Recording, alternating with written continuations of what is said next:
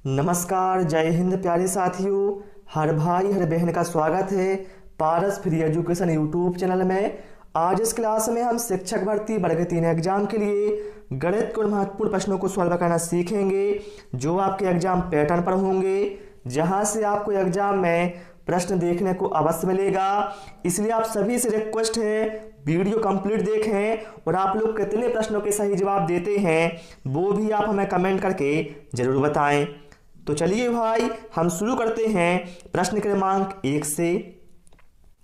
ये जो सवाल है आपके डंडा रेख से लिया गया है, जो आपके सिलेबस में है, जहां से आपको एग्जाम में प्रश्न देखने को जरूर मिलेगा। इसलिए आप सभी इस प्रश्न को सॉल्व करना सीख लो कि डंडा रेख को सॉल्व कैसे करना होता है। तो यहाँ पर कहा गया है, दिए गए डंडा आरेख में एक फार्म का वर्ष 2009 से 2014 तक गेहूं का उत्पादन टन में दर्शाया गया है। यहाँ पर आप देख सकते हैं डंडा आरेख में जो गेहूं का उत्पादन है वो टन में दर्शाया गया है 2009 से लेकर 2014 तक। यहाँ पर देख सकते हैं 2009 में कितना हुआ, 90 टन हुआ। 2010 में कितना हुआ था, 110 टन हुआ था। इस तरह से यहाँ पर दर्शाया गया है। फिर कहा गया है, विषम वर्षों का कुल उत्पादन सम वर्षों के कुल उत्पादन का कितना गुना है, ये हमें बताना है। तो भैया विषम वर्ष और सम वर्ष सभी जानते हैं, बताने की आवश्यकता नहीं है। जैसे यहाँ पर 2009, 2011, 2013 ये हमारे विषम वर्ष हो जाएंगे, है ना, क्योंकि पीछे विषम संख्या आ रही है। और 2010, 2012, 2014 ये हमारे सम वर्ष हो जाएंगे, क्योंकि पीछे सम संख्या आ रही है। इतना सभी को क्लियर हो गया। तो चलिए भाई, इस प्रश्न को हम सॉल्व करते हैं। सबसे पहले हम निकालते हैं विषम वर्षों का कुल उत्पादन। क्या निकालते हैं? विषम वर्षों का कुल उत्पादन हम निकाल लेते हैं। तो कितना हो जाएगा, 2009 में कितना था, 90 था, तो 90 लिख लिया। फिर 2011 में कितना था, 105 टन था, तो 105 लिख लिया। फिर 2013 में था 75 टन। जोड़ दीजिए 90, 105 और 75। 90 और 105 हो गया 195 और 75 हो जाएगा 270 टन। ये हमारे विषम वर्षों का कुल उत्पादन आ गया 270 टन। अब निकालना है सम वर्षों का कुल उत्पादन। सम वर्ष से मतलब 2010 में कितना हुआ था, 110 टन हुआ था। 2012 में कितना हुआ था, 130 टन हुआ था।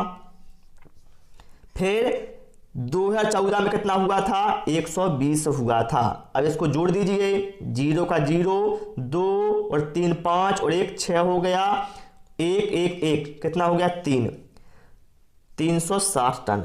अब यहां पर हमारे पास देखिए विषम वर्षों का कुल उत्पादन 270 टन आ गया और सम वर्षों का कुल उत्पादन हमारे पास आ गया है 360 टन। अब प्रश्न में भाई बोला गया था विषम वर्षों का कुल उत्पादन सम वर्षों के कुल उत्पादन का कितना गुना है। तो एक कैसे निकालेंगे आप? देखिए विषम वर्षों का कुल उत्पादन जो 270 आया है वो बताना है सम वर्षों के कुल उत्पादन मतलब 360 का कितना गुना है। सीधा साधा ये बोल सकते हैं 270 360 का कितने गुना है। तो इसके लिए क्या करना पड़ेगा आपको? इसके लिए आपको भाई 270 में भाग देना पड़ेगा 360 से। तो चलिए इसमें हम भाग देते हैं तो चल जाएगा पता कितना गुना है। ठीक है, 270 भागे 360। मैं यहां पर कलर चेंज कर लेता हूं जिससे यहां पर आपको समझने में आसानी हो। 0 से 0 काट दिया, 9 3 27, 9 चौके 36, कितना बचा, 3/4। अब भाग दीजिए।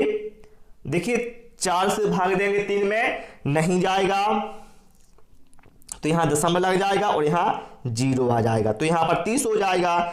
4 7 28 हो जाएगा। 30 में से 28 जाएगा, बचेगा 2। अब 2 में फिर से भाग नहीं जाएगा, तो यहां पर फिर 0 लगा देंगे, तो 4 5 20 हो जाएगा। 3 में हमने 4 से भाग दिया तो हमारे पास आ गया 0.75, अर्थात विषम वर्षों का कुल उत्पादन सम वर्षों के कुल उत्पादन का 0.75 गुना है। राइट आंसर यहां पर हमारा ऑप्शन बी के साथ जाएगा। बहुत आसान होता है, प्रैक्टिस करिए आप, बहुत आसान होता है वाला। ठीक है, चलिए भाई इसके बाद हम प्रश्न क्रमांक 2 पर आते हैं। और सभी से रिक्वेस्ट है, वीडियो पसंद आए भाई तो आपसे हाथ जोड़कर रिक्वेस्ट है, वीडियो को लाइक और शेयर तो भाई आप जरूर करें। आप लोग वीडियो को ना लाइक करते हो ना शेयर करते हो। चलिए भाई प्रश्न क्रमांक 2 में देखते हैं क्या कहा गया है। कहा गया है 7 से विभाज्य प्रथम 12 संख्याओं की परास क्या है। बताना है 7 से विभाज्य होने वाली प्रथम 12 संख्याओं की परास क्या है। तो देखिए 7 से विभाज्य होने वाली प्रथम 12 संख्या कौन कौन सी होंगी। देखिए 7 होगा, 7 दूना 14 हो जाएगा, फिर 21 होगा, फिर 28 होगा। इस तरह से होगी ना 7 से विभाज्य होने वाली प्रथम 12 संख्याएं। और 12वीं संख्या कौन सी होगी, 12 सत्ते 84। ठीक है, ये हमारी 7 से विभाज्य होने वाली प्रथम 12 संख्याएं हो गई 84 तक हो गए। अब हमें बताना है परास। भैया परास कैसे निकालते हैं, कई बार बता चुका हूं। परास निकालते हैं हम उच्च सीमा माइनस निम्न सीमा। उच्च सीमा मतलब क्या है, बड़ा मान, निम्न सीमा मतलब छोटा मान। तो यहां पर उच्च क्या है 84 है और निम्न है 7। तो उच्च में रख देंगे हम 84 को, माइनस निम्न में 7 को। 84 में से 7 जाएगा, बचेगा 77। राइट आंसर भैया हमारा क्या है, ऑप्शन सी के बी के साथ जाएगा। ठीक है, ऑप्शन बी यहां पर हमारा करेक्ट आंसर हो जाएगा। ओके, चलिए भाई इसके बाद हम प्रश्न क्रमांक 3 पर आते हैं। और जिन साथियों ने चैनल को सब्सक्राइब नहीं किया है भाई, चैनल को सब्सक्राइब कर लो और टेलीग्राम ग्रुप को भी जरूर ज्वाइन कर लें। चलिए ये सवाल आ गया है आपका पाई चार्ट से। आप लोग देख लो, ये होता है पाई चार्ट। ठीक है, ये जो छोटी कक्षाएं होती हैं प्राइमरी कक्षाएं, इनमें इसका बहुत महत्व होता है पाई चार्ट का। ठीक है, इसलिए यहां से प्रश्न आता है। कहा गया है यदि निम्नांकित पाई चार्ट में सफेद भाग 9 है तो लाल भाग क्या होगा। देखिए यहां पर आप देख सकते हैं पाई चार्ट में यहां पर रेड, व्हाइट, ब्लू और येलो ये सभी कलर दिखाए गए हैं। और कौन सा भाग पूरे भाग का कितना है, जैसे यहां पर लाल भाग पूरे भाग का 1/2 है, सफेद भाग पूरे भाग का 1/8 है। ये यहां पर दर्शाया गया है इस तरह से। तो यहां पर कहा गया है कि जो सफेद भाग है वह 9 है, तो लाल भाग क्या होगा। पहले आप ये देख लो, सफेद भाग यहां पर दिया है 9। सफेद भाग यहां पर कितना है, पाई चार्ट में 1/8 है, 1/8 है। इसका मान कितना दिया है 9, तो हमें लिख लिया 1/8 बराबर 9। अब भैया जब 1/8 भाग 9 है तो पूरा भाग कितना होगा। हम क्या करेंगे, यहां पर मात्र 1 को रहने देंगे और 8 को इस साइड ले आएंगे, तो 9 × 8 हो जाएगा ना। तो कितना हो जाएगा, पूरा भाग हमारे पास आ जाएगा 72। भैया जब पूरा भाग 72 है, कितना है पूरा भाग हमारे पास 72 आ गया है। अब हमें बताना था लाल भाग भाई पूरे भाग का 1/2 है। लाल भाग क्या है, पूरे भाग का 1/2 है। तो पूरा भाग कितना है 72, मतलब हमें 72 का 1/2 निकालना है। तो 2 एकम 2, 2 36 72, कितना आ गया 36। अर्थात जो लाल भाग है वह 36 होगा।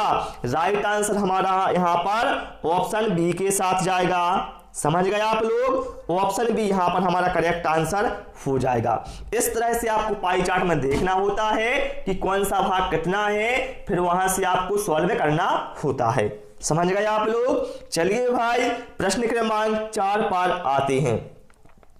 और देखिए यहां पर आपको जितने भी सवाल मिलेंगे सिलेबस के अनुसार मिलेंगे। ठीक है, और मैं आपसे हर बार यही कहता हूं भाई, जो आपके सिलेबस में है वही पढ़ना, अन्यथा कोई पढ़ने का फायदा ही नहीं है। ठीक है, चलिए प्रश्न क्रमांक 4। यहां पर कहा गया है एक अर्धवृत्त का परिमाप क्या होगा जिसकी त्रिज्या 14 सेंटीमीटर है। भाई आप लोग ध्यान रखना जब पूरा वृत्त हो तो उसका परिमाप कितना होता है, 2 पाई आर होता है। लेकिन जब अर्धवृत्त की बात करें तो उसका परिमाप कितना होता है, उसका परिमाप होता है पाई आर प्लस डी, जहां पर डी व्यास है। ठीक है, ये दोनों फार्मूले आप याद रखें। तो यहां बात हुई है अर्धवृत्त की, अर्थात ए वाला फार्मूला यहां पर हमें यूज करना होगा। ठीक है, क्या है, एक अर्धवृत्त का परिमाप क्या होगा, जिसकी त्रिज्या कितनी है, 14 सेंटीमीटर है। ठीक है, तो चलिए इसको हम सॉल्व करते हैं। ठीक है, अब भैया देखिए हमने बता दिया आपको अर्धवृत्त के परिमाप का सूत्र क्या होता है, पाई आर प्लस डी। क्या होता है, पाई आर प्लस डी, जहां पर आर त्रिज्या है और डी वृत्त का व्यास है। इतना सभी को क्लियर हो गया ना। अब चलिए भाई इसमें हम मान रख देते हैं। पाई का मान कितना होता है, 22/7 होता है। आर मतलब त्रिज्या कितनी है, 14, तो 14 लिख लिया, प्लस डी। डी का मतलब क्या है, बता चुका हूं भाई, डी मतलब व्यास। जब त्रिज्या 14 है भाई तो व्यास कितना होगा, 28 होगा, क्योंकि हम जानते हैं त्रिज्या का 2 गुना व्यास होता है। इसको सॉल्व कर दो, 7 एकम 7, 7 दूना 14, यहां कितना हो जाएगा, 22 दूनी 44 धन 28। 44 में 28 जोड़ दो भाई, कितना हो जाएगा, 8 4 12 का 2, अब बचा 1, 4 और 2 6 और 1 7। 72 सेंटीमीटर हमारे अर्धवृत्त का परिमाप होगा। यहां पर आंसर आ चुका है, तो यहां पर राइट आंसर हमारा क्या है, ऑप्शन डी के साथ जाएगा। समझ गए आप लोग। कोई डाउट रहता है भाई आपको, आप कमेंट बॉक्स में आप हमसे पूछ सकते हैं। ठीक है, चलिए भाई प्रश्न क्रमांक 5 पर आते हैं। अब देखिए प्रश्न आ गया है सिंपलीफिकेशन का। सिंपलीफिकेशन से आपके एग्जाम में प्रश्न जरूर आएंगे, इसलिए सिंपलीफिकेशन के क्वेश्चन आप लोग जरूर करें भाई। यहां पर हमें इसका मान बताना है। अब देखिए यहां पर सबसे बड़ा कॉन्सेप्ट क्या है, सबसे बड़ा कॉन्सेप्ट भाई ये है, ध्यान रखना यदि किसी भी संख्या पर 0 की घात होती है तो उसका मान 1 होता है। क्या बोला मैंने, यदि किसी भी संख्या पर 0 की घात है तो उसका मान 1 होता है। जैसे मैंने 5 के ऊपर 0 की घात लगा दी तो उसका मान कितना होगा, 1 होगा। संख्या कोई भी हो उसके ऊपर यदि 0 की घात है तो उसका मान 1 होगा। समझ गए आप लोग। तो चलिए आप इसको हम सॉल्व करते हैं। सबसे पहले हमें 4 लिख लेते हैं, फिर यहां पर ब्रैकेट, 4 के ऊपर 0 की घात है तो इसका मान कितना होगा, 1, बता चुका हूं आपको, प्लस 9 के ऊपर 0 की घात मतलब 1। ठीक है, कितना है, 1। यहां अच्छे से नहीं लिखा, मैं फिर से लिख देता हूं, ऋण 2, तो 2 ज्यों का तो लिख दिया, गुणित 6 के ऊपर 0 की घात मतलब 1। ओके, अब यहां पर 4 ज्यों का तो बाहर, 1 और 1 यहां पर कितना हो जाएगा, 2, और यहां पर 2 गुणित 1 कितना होगा, 2, बाहर 4 ज्यों का त्यों। अब देखिए 2 में से 2 जाएगा, क्या बचेगा, 0। तो 4 गुणित 0, 4 में 0 का गुणा करेंगे तो 0 मिलेगा। तो यहां पर राइट आंसर क्या है भैया हमारा, ऑप्शन डी के साथ जाएगा। कितना आसान था, बस आपका कॉन्सेप्ट क्लियर होना चाहिए, मैथ बहुत आसान होता है। ठीक है, और आपके जो प्राइमरी लेवल में है साथियों, इसी तरह के प्रश्न आते हैं। ठीक है, आपके लेवल के अनुसार, है ना। चलिए प्रश्न क्रमांक 6 पर आते हैं। अब बहुत ही शानदार क्वेश्चन है, इसको जरा आप लोग ध्यान से करना। ठीक है, एक त्रिभुज के कोण परिमाण के अनुसार आरोही क्रम में व्यवस्थित हैं। यदि 2 क्रमागत कोणों के बीच का अंतर 15 है तो सबसे छोटा कोण क्या होगा। तो चलिए भाई इस प्रश्न को हम सॉल्व करते हैं। यहां भाई ये बोला गया है कि त्रिभुज के जो कोण हैं वह परिमाण के अनुसार मतलब डिग्री के अनुसार आरोही क्रम में व्यवस्थित हैं, और जो कोण हैं इनके बीच का जो अंतर है वो कितना है, 15 अंतर है। ठीक है, तो बताना है सबसे छोटा कोण क्या होगा। ठीक है, अब देखिए भाई आरोही क्रम क्या होता है, आरोही क्रम का मतलब होता है भाई मेरे बढ़ते क्रम में, और अवरोही क्रम का मतलब होता है घटते क्रम में। ठीक है, ये आप ध्यान रखना। चलिए तो यहां पर इसको हम सॉल्व करते हैं। हमने मान लिया यहां पर पहला कोण क्या है, x है। अब हमें क्या है, इनको आरोही क्रम में लगाना है ना, मतलब बढ़ते क्रम में। तो पहला x है तो दूसरा क्या होगा, x धन 15, क्योंकि इनके बीच का अंतर कितना है, 15। पहला कोण x का, दूसरा कोण हो गया x धन 5 अंश का, तो तीसरा कोण कितना होगा, देखिए x धन 15 तो a है, इसमें 15 और जोड़ा तो हो गया x धन 30। इतना सभी को क्लियर हो गया ना। अब भैया हम सभी जानते हैं त्रिभुज के तीनों कोणों का योग कितना होता है, 180 अंश होता है। इन तीनों को जोड़ेंगे तो कितना आना चाहिए, 180 आना चाहिए। बस यही कॉन्सेप्ट यहां पर हमारा काम करेगा। कितना हो जाएगा, 3x हो जाएगा, 15 और 30 कितना हो जाएगा, 45। 3x धन 45 बराबर 180, तो 3x का मान कितना हो जाएगा, 180 ऋण 45, तो 180 में से 45 माइनस होगा तो बचेगा 135। 3x बराबर 135, तो x बराबर 135 भागित 3 कितना हो जाएगा, 45। तो सबसे छोटा कोण इसमें से कौन होगा, हमारा x था, तो इसका मान कितना आ गया, 45। तो यहां पर राइट आंसर क्या भैया हमारा ऑप्शन सी के साथ जाएगा। समझ गए आप लोग, कोई डाउट तो नहीं है। चलिए भाई प्रश्न क्रमांक 7 पर आते हैं। और बोलता हूं हर बार मैं आपसे यही कि कमेंट करना, कोई डाउट रहता है आप, मैं चाहता हूं जो भी आपको डाउट है वो आप कमेंट करें, मैं आपका डाउट जरूर क्लियर करूंगा, ठीक है। चलिए प्रश्न क्रमांक 7 में भाई बोला गया है 5 संख्याओं का माध्य 26 है, यदि एक संख्या निकाल दी जाए तो उसका माध्य 24 है, निकाली गई संख्या क्या होगी। बहुत आसान ट्रिक से बताने वाला हूं, बहुत अच्छा कॉन्सेप्ट है, ध्यान से देखना, ठीक है।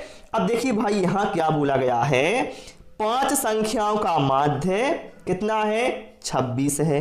भैया 5 संख्याओं का माध्य 26 है तो 5 संख्याओं का योग कितना होगा, 5 गुणे 26 कितना हो जाएगा, 130। इतना सभी को क्लियर हो गया ना। 5 संख्याओं का माध्य 26 दिया था तो 5 संख्याओं का योग कितना होगा, 26 गुणे 5 अर्थात 130। हो गया ना क्लियर। यदि एक संख्या निकाल दी जाए, अब भैया टोटल संख्या 5 थी, अब उसमें से एक संख्या निकाल ली गई तो हमारे पास कितनी संख्या बची, 4। यदि हम ऐसा करते हैं तो उसका माध्य 24 हो जाता है। क्या बन गया हमारा, 5 संख्याओं का माध्य 26 था, लेकिन अब क्या है, एक संख्या निकाल ली, संख्याएं कितनी बची, 4, तो 4 संख्याओं का माध्य 24 हो जाता है यदि एक संख्या निकाल लेते हैं।